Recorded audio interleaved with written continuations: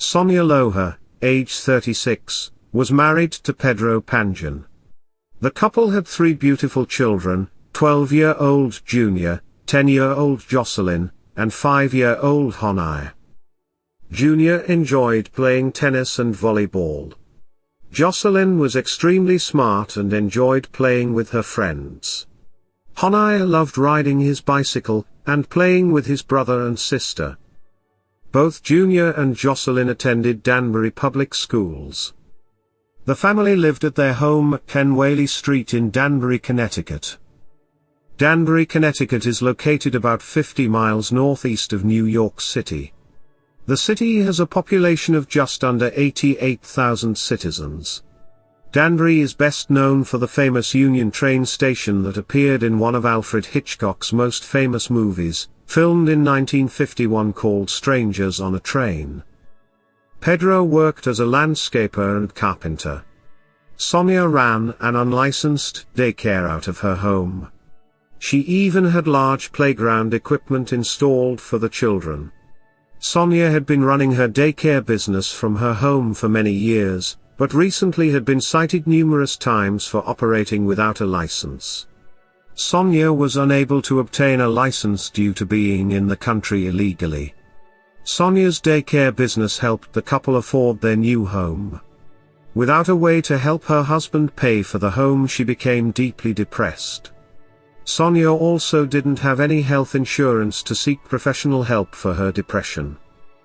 Both Sonia and Pedro were undocumented immigrants working in the United States illegally. Both Sonia and Pedro came to the United States from Ecuador about 15 years ago. On Wednesday, July 27, Pedro left for work very early in the morning as usual. Pedro called home frequently and was in constant contact with his wife. However, this day was different. Pedro could not get in touch with his wife. As the day progressed, he became extremely worried. At 6:30 p.m. he called Danbury police to do a welfare check on his family. Instead of waiting for the police to check, he rushed home and arrived before the police. When he first arrived home, he knew something was amiss. His children didn't rush out to greet him like they did every other day, and the door was locked. Sonia never locked the door. Pedro found his keys and unlocked the door. As he walked by the dining room table, he noticed a 2-page letter. He opened the letter and the first sentence said, "Sorry Pedro, I take my kids with me." He stopped reading, and started looking for his children. Upon entering the first bedroom, he found his 12-year-old son, Junior, on the floor, and his 10-year-old daughter Jocelyn on the bed. Both had cables wrapped tightly around their necks. Pedro attempted to remove the cables, hoping he could save them, but the children were already dead. In another bedroom he found his 5-year-old son Honai, also with a cable around his neck. Pedro ran from the house as he called 911, telling dispatch what he discovered. The dispatcher was having a hard time understanding Pedro, so he went to a neighbor to ask for help, then collapsed to the ground. Police arrived a short time later, and discovered Sonia hanging in the backyard shed not far from the swing set that her children once played on. Danbury Police Detective Captain Mark Williams said, "The mayor's office and the city's police, fire, health, education, emergency management, and health departments, along with Newlands Health, have coordinated efforts to provide services to the family and friends of the deceased. As this is also an emotionally damaging incident for first responders, services have been extended to public safety personnel who responded to the scene." The distraught father, Pedro, told reporters there was nothing wrong with how Sonia was acting. He went on to say that he feels terrible. That his children always would rush out to his car when he came home from work, especially his daughter. He said when he came on the day of the tragedy, the door was locked and he knew something was seriously wrong because the door is never locked. He said his heart was broken. Autopsies were performed at the office of the chief medical examiner in Farmington. It was confirmed that all 4 died from strangulation. The children's deaths were ruled homicides and Sonia's death was ruled a suicide. An investigation revealed that Sonia had called her sister crying in the days before the murder-suicide. She told her sister she needed to work but wanted to stay home with her kids, and watch the other kids. Just 2 days prior to the murders she told her sister she hadn't slept in days because she was under a lot of stress. Further investigation revealed that the State of Early Childhood cited Loja for operating an illegal daycare center from her home twice in the last month after an anonymous tip reported her. The officials came back 4 days later and found Sonia was still running the illegal daycare. She claimed they were just family members. A few weeks later the agency followed up with Sonia and again found her operating the illegal daycare, and issued a demand to cease letter. The next day the agency came back and found no other children in the home. On the day of the murders Sonia had called all the parents and told them not to bring their children that day. However, one parent didn't get the message and attempted to drop off his child, but was told by Sonia that she couldn't look after him today. Neighbor Elvis Espanol told reporters, "I've had a knot in my stomach ever since I found out what happened. I still have no appetite. I'm not in shock, it's more than shock, it's like horror or devastation. I can't stop seeing that little boy's face."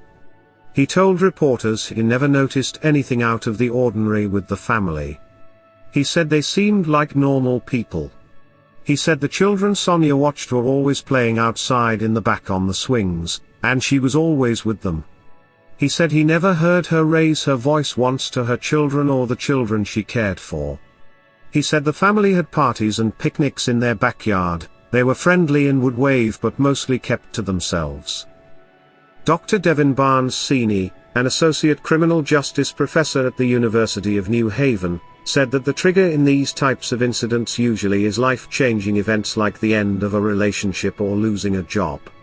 It could be that they themselves feel they're letting their children or their family down, or letting their loved ones down, so they feel that everything's a failure and life has no point. That could be a big one, he said. He said the problem with trying to stop these tragedies is there are rarely any red flags. He said the best thing is to check on each other often. If we could just spend a little bit more time listening to each other, learning from each other and learning about each other, then maybe we'll be able to see warning signs, he said. Danbury Public Schools Communications Director Vivian Santos said, "We were devastated to learn about the death of 3 Danbury children and their mother last night. Our thoughts are with everyone in the Danbury community impacted by this tragedy, and we are grieving with you. Losing children to violence is becoming far too common in our nation, and events such as these shine a light on the challenges communities face, specifically around mental health, that leave so many people vulnerable." Mayor Dean Esposito issued a public statement about the tragedy that rocked their city. "A truly horrible event occurred in our city yesterday and we mourn the tragic loss of life," he said. "Our community grieves for the innocent lives taken from us. We will get through this together." Pedro posted on Facebook the day after the murders, "Rest in peace, now you are in a better place with God." He also posted numerous photos of his wife and children. Visitation was held Thursday on August 4 in 2022 at St. Peter's Church in Danbury. The funeral was held on Friday, August 5 in 2022, and the family was buried at St. Peter Cemetery in Danbury. Anyone who has thoughts of harming themselves, or needs access to free and confidential mental health support, can call the National Suicide Prevention Lifeline. The numbers for your country can be found in the comments section below this video. Please reach out, you are not alone. Sonia Loja was distraught over not being able to carry on with her babysitting business. Instead of seeking help, she did the worst thing imaginable, she murdered all 3 of her innocent children, then took her own life.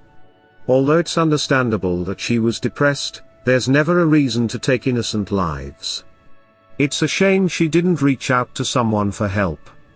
3 beautiful children will never get the opportunity to grow up because their mother decided if her life was over then theirs should be too. It's selfish and inexcusable. May Junior, Jocelyn, and Honai rest in peace. That concludes this episode. Keep your eye out for the next volume, coming soon. If you enjoyed this video, consider subscribing. Thanks for watching.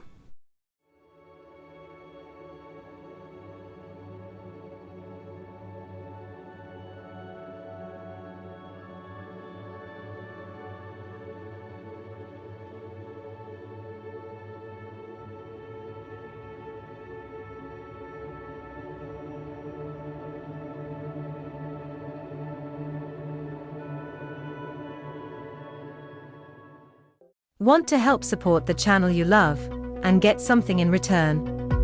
Simply purchase some Elizabeth's Chronicles merch. We have coffee mugs, t-shirts, sweatshirts, cozy blankets, beach towels, phone covers and more. Use the coupon code EC10OFF4U and get 10% off your order. The link to order is in the description area below this video. Thanks for helping Elizabeth's Chronicles continue to make the videos you love.